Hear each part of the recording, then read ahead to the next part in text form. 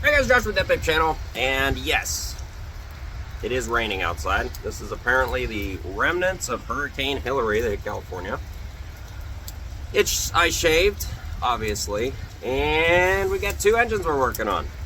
One's a C15, one's a C13, and what are we doing to them? Well, it's complicated. Let's go discuss it. So here's our two cylinder heads that we have on our stands here, and neither one's out of that D8. The C13 one there is actually out of this white Peterbilt. Now this truck actually did not come in for anything related to a rebuild. As you can see, got the front cover off, got the radiator out, cylinder head off, and there's the platinum kit for it. It actually came in for an oil change and a DOT. Now folks, if you bring me an oil change and a DOT, and I notice something's wrong with the engine, I'm going to bring it up. And unfortunately for this customer, what was wrong with his engine was this. Well, not just that one. Most of his lobes were actually pretty bad. You can actually see the divot right there. Yeah, a lot of his, none of the injector lobes, but a lot of the exhaust lobes were like that. So unfortunately, I noticed a popping through the intake and said, I know this is only here for a DOT and an oil change, but we should probably look into it. Pulled the pan, and you could see the cam was damaged. Now this big black monster Kenworth, I'll call it that because it's a logging truck and it's got huge tires on it. And this one came in for compression in the cooling system, but only under a load. You can see the C15 head off for that. And we did some tests on it, and we couldn't replicate it. Basically, he said it would only do it under a load pulling a hill, and we weren't going to put a bunch of logs on it and drive it up a hill. So you can see number 5, very heavy scoring there, vertical scoring.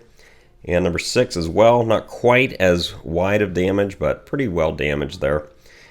A lot of weird stuff going on with this. So the filler bands basically disintegrated. They're pretty much totally gone. You can see there's rust on the liners. The coolant in this thing is very clean though, which is kind of weird. Now all the top O-rings are disintegrated. These are the coolant ones. They're actually green, not purple, which is kind of weird. And I was actually talking to John Goldsmith today, and he was saying sometimes if you put oil instead of tire soap on the O-rings, that coolant one will disintegrate like this, or it'll swell.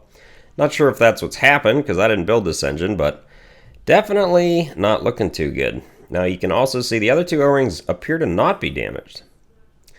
So still don't know why it was basically pushing compression into the cooling system or pushing out coolant, but found some cavitation holes here on number 2.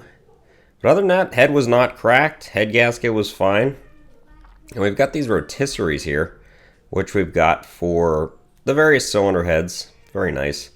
Now these are the water ferrules for the C15, and if you look at them, they're kind of swollen, like they're squished out. So if you've never seen these before, there's a metal ring with a rubber basically ring on the outside to maintain its shape.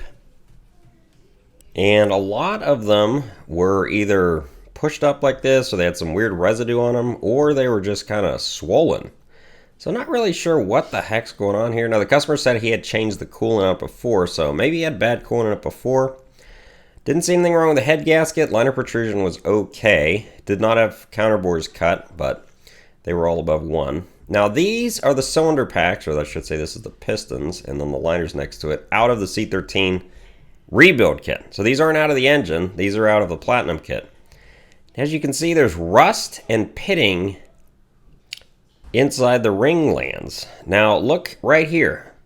This is rust, and that's actually Belzona, not oil. So yeah, someone at the factory used Belzona, I believe that's what this is. It's really sticky. I couldn't even move the pistons out of the liners without hitting them with a dead blow. So great job, and obviously there's no rust on the outside, so it's not like it fell in there. Now this is a gold kit, that's for the black Kenworth, and this is a platinum kit. Now when you hear platinum kit and gold kit, you might be wondering, what the heck do those mean? Well, that's the front, so got that covered. So a platinum kit is basically the top of the line rebuild kit you can come from Cat. Comes with water pump, injectors, cylinder head. Does not come with penetrating oil, I just have that in there. Filters, cylinder packs, all your gaskets, oil pump, water pump. I believe I said water pump already. If it's a C13, it'll come with head bolts. The C15s also come with head bolts now. And the gold kit is basically a very simple version of it. So the gold kit's basically like really the only base rebuild kit you can get. As you can see, it's a smaller crate. The gold kit has cylinder packs, gaskets, bearings, filters, things like thermostats, injector hold down bolts, injector seals. But the platinum kit, like I said, the platinum kit comes with your cylinder packs, your cylinder head, your water pump, oil pump, injectors. It's a whole different kit.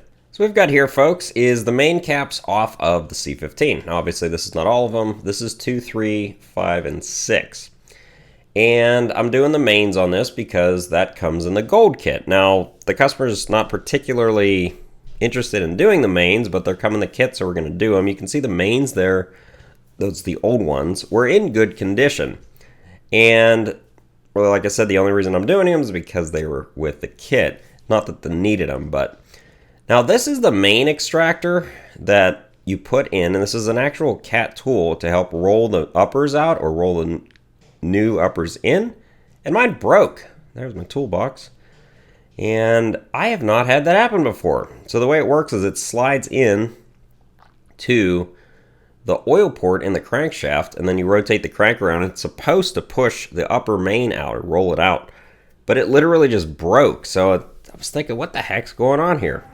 So what I found was I used to, before I had actually bought that cat tool, I used to use this, which is just a cut bolt with the head shaved down slightly, and to tell you the truth, it seems to be a lot stronger than the cat tooling. But we're going to see if hopefully this one doesn't break either. Now, normally I don't use either of these tools if I can help it. Usually what I'll do is I'll take a screwdriver, which may sound like a caveman, but if you run a screwdriver up to where the main is and push on it, it should roll partially out, and then you can take a heel bar and just roll it out. And it's a lot faster, and it puts less stress on all the components, but sometimes they're really tight, and it ended up being, they were all like this. I couldn't pop any of them out. And obviously I'm doing the voiceover here after the fact, so I know what happened, but I was concerned that this one may be stuck up there. Not sure why it was doing that, but as you can see, it's starting to push out. So got lucky on that one. You can see a lot of rust here too. This doesn't look new. I believe this rust was on before the last rebuild, I'm gonna guess, because he didn't have any signs of coolant in his oil.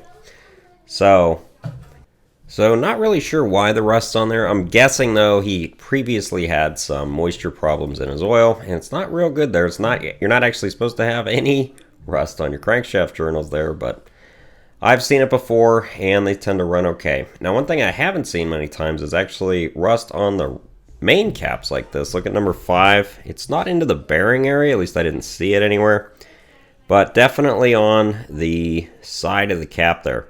You can also see a 1-inch impact. Yeah, had to use that on one of the bolts to get them out, so that was fun.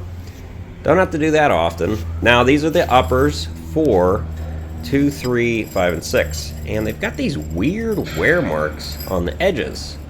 You see that? That's unusual, at least to me.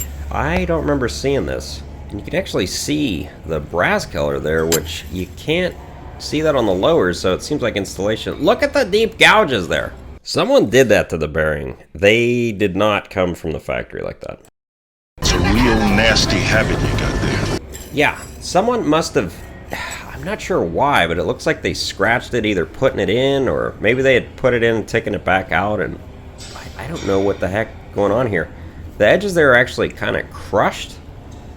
Very unusual. I've done a lot of mains before, obviously, and it's the first time I've ever noticed that. Now, sometimes mains are hard to roll in, so I'm wondering if someone was having a problem with putting them in before and either ground them down or sanded them or something.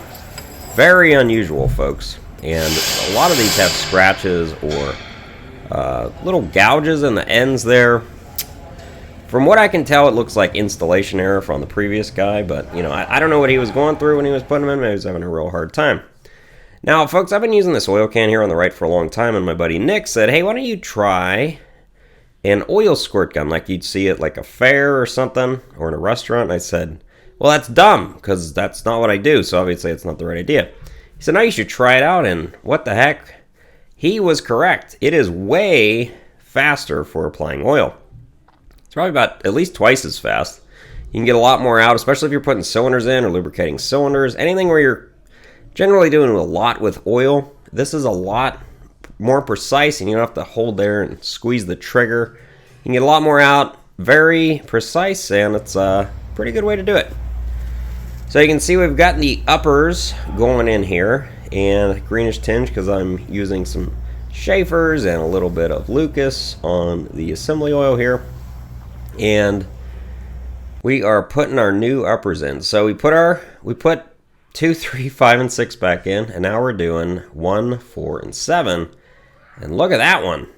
That is number 1. And number 1, I have to use a 1-inch impact again to get it off, but look at the damage to this bearing, folks. That is the most destroyed bearing out of all the ones I was doing here.